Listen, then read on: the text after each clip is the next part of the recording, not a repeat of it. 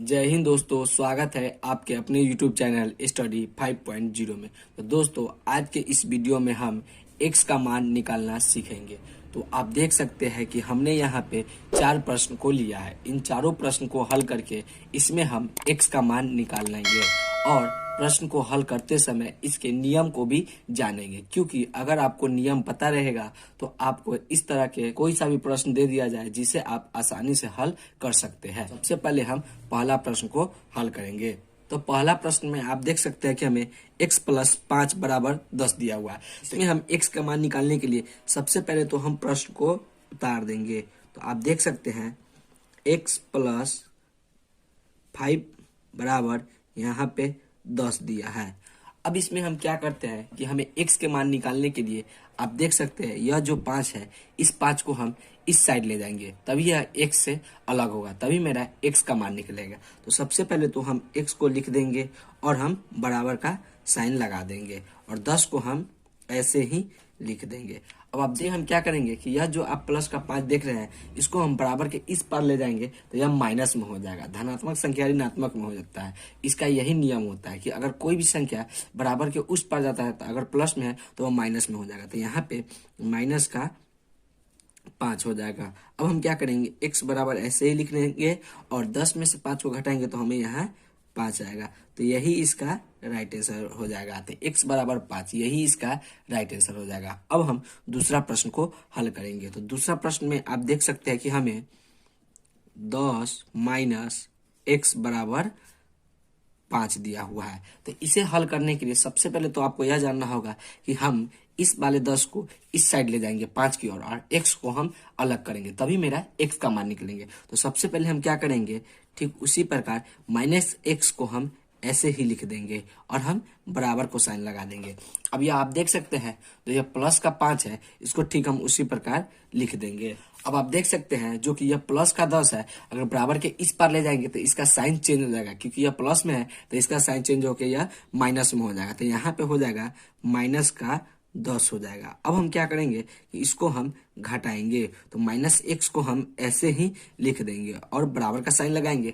अब आप देख सकते हैं कि यहाँ 5 में से हमें माइनस 10 को घटाना है, तो यह नहीं घटेगा। तो हम 10 में से 5 को घटाएंगे तो हमें बचेगा यहाँ पे 5, और संख्या किसकी बड़ी है, तो संख्या 10 के बड़ी है। तो 10 के आगे किसका साइन है, माइनस का है, तो हम यहाँ पे माइनस का साइन लगा देंगे। अब आप देख सकते हैं माइनस से माइनस जो कि कट जाएगा, इस माइनस से अभी माइनस कट गया, तो जो मेरा x का मान निकल के आएगा वह मेरा 5 आएगा।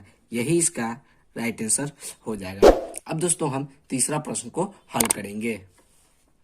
तो तीसरा प्रश्न में आप देख सकते हैं 3x प्लस 4 बराबर x प्लस 8 दिया हुआ है। तो इसे हम हल करेंगे। इसे हल करने के लिए सबसे पहले इसको हम उतारेंगे।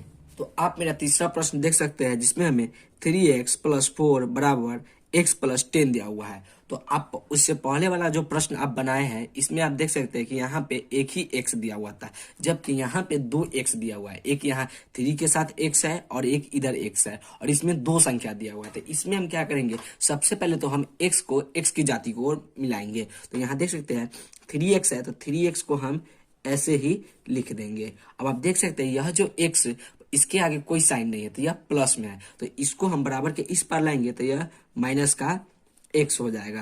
अब आप देख सकते हैं बराबर का साइन है तो हम बराबर का साइन लगा देंगे। अब आप देख सकते हैं यह प्लस का 8 है, ठीक हम उसी प्रकार उसको हम लिख देंगे।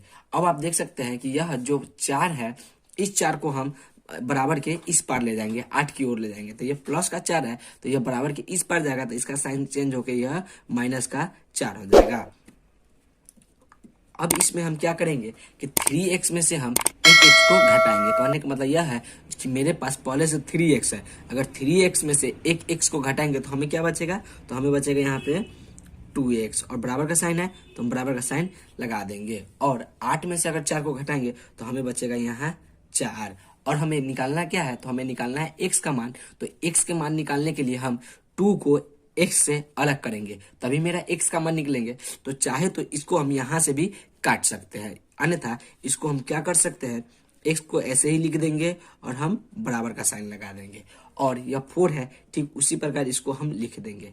अब आप यहाँ ध्यानपूर्वक समझे, क्योंकि यह 2x हर समय छुपा हुआ गुना में रहता है, तो गुना में रहता है तो बराबर के इस पार लाएंगे तो यह हो जाएगा भाग में है, तो 2 को हम इधर लाएंगे तो यह बटा का मतलब भाग हो जाता है। तो यहाँ भाग में हो गया तो 2 के पारा से 2 एकम 2 कट जाएगा और 2 दूनी 4 कट जाएगा। तो जो मेरा x का मान निकल के आएगा x बराबर 2 आएगा।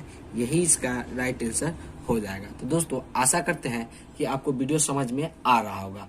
अब दोस्तों हम तीसरा प्रश्न को हल करेंगे। तो तीसरा प्रश्न में आप देख सकते हैं कि हमें क्या दिया हुआ है, x बटा 2 प्लस 6/3 बराबर 5/2 दिया हुआ है। तो इसे हम किस प्रकार बनाएंगे, इसको हम भिन्न के आधार पर बनाएंगे।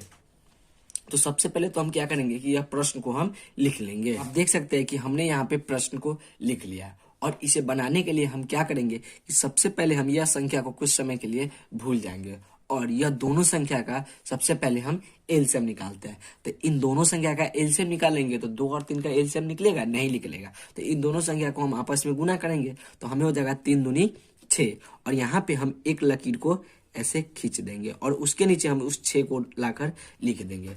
अब इसमें हम क्या करेंगे कि यह वाली संख्या से इसमें भाग देंगे और जितनी बार में कटेगा हम ऊपर वाली संख्या में गुना करा देते हैं। तो 2 के पारा से 6 जो कि 3 बार में कटेगा, 2 3 6, तो हम x में 3 से गुना कराएंगे तो हमें हो जाएगा यहाँ पे 3x और प्लस का साइन है तो हम प्लस का साइन लगा देंगे। 3 से 6 जो कि 2 बार में कटेगा तो हम यहाँ पे ऊपर में 2 से गुना कराएंगे तो हमें हो जाएगा 6 दूनी 12 का साइन है तो बराबर का साइन दे देंगे। बराबर के बाद क्या है 5/2। अब इसके बाद इसका अगला स्टेप क्या होता है कि इसमें हम क्रॉस मल्टीप्लाई करते हैं। तो क्रॉस मल्टीप्लाई किस प्रकार होता है कि यह 2 से इन दोनों संख्या में हम गुना करेंगे और यह 6 से हम इस 5 में गुना करेंगे। तो आप देख सकते हैं अगर 2 में हम 3x से गुना करेंगे तो क्या होगा, 3 दूनी हमें यहाँ पे हो जाएगा 6x और प्लस का साइन है और प्लस का साइन दे देंगे। अगर हम 2 में 12 से गुना करेंगे तो क्या होगा, 12 दूनी हमें हो जाएगा यहाँ पे 24 और बराबर का साइन है तो हम बराबर का साइन दे देंगे।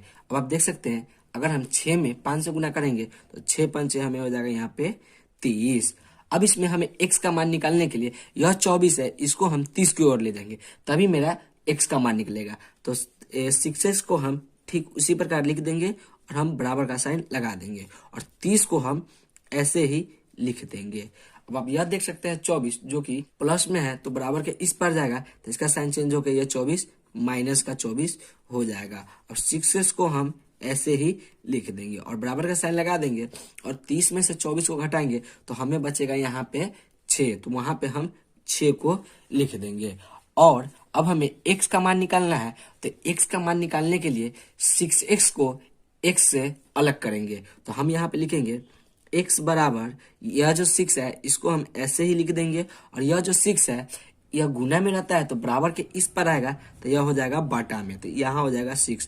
अब आप देख सकते हैं 6 से 6 जो कि एक बार में कट जाएगा तो जो मेरा x का मान निकल के आएगा वह 1 आएगा। यही इसका राइट आंसर हो जाएगा।